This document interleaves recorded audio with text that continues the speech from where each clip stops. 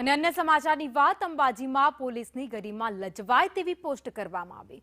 Police વિરુદ્ધ ઉશ્કેરણીજનક લખાણ અને વિડીયો મૂકવામાં આવ્યા। વિક્રમ ખરાડી નામના યુવકે આ પોસ્ટ વાયરલ કરી છે।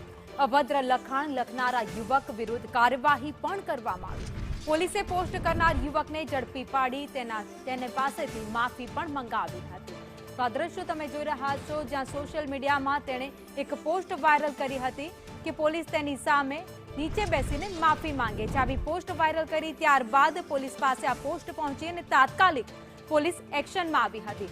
ત્યારબાદ વિક્રમ ખરાડી નામનો આ શખ્સ હતો, જેણે સોશિયલ મીડિયામાં પોસ્ટ કરી।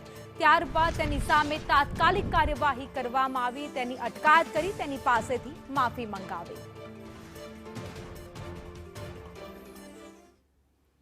તો આ બે દ્રશ્યો તમે અલગ અલગ જોઈ રહ્યા છો। પહેલા પોલીસને પડકાર ફેંકવામાં આવ્યો, સોશિયલ મીડિયામાં પોસ્ટ કરવામાં આવી અને ત્યારબાદ પોલીસ એક્ટિવ થઈ અને પોસ્ટ કરનાર વિક્રમ ખરાડી નામનો વ્યક્તિ હતો, જેની અટકાયત કરી લેવામાં આવી અને ત્યાં પોલીસે તેની પાસેથી માફી મંગાવી।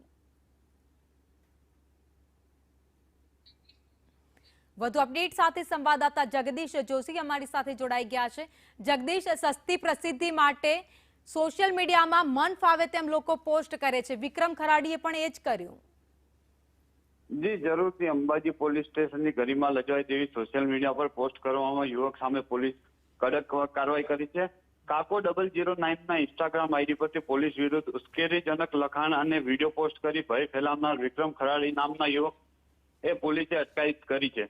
પોલીસ દ્વારા આરોપીનો આફ્ટર બિફોર વિડીયો પણ બનાવવામાં આવ્યો હતો। અંબાજી પોલીસ એ સ્પષ્ટ સંદેશો આપે છે કે સોશિયલ મીડિયા પર દાદાગીરી અને ઉશ્કેરણીજનક પ્રવૃત્તિઓ સહન કરવામાં નહીં આવે। આભાર માહિતી માટે।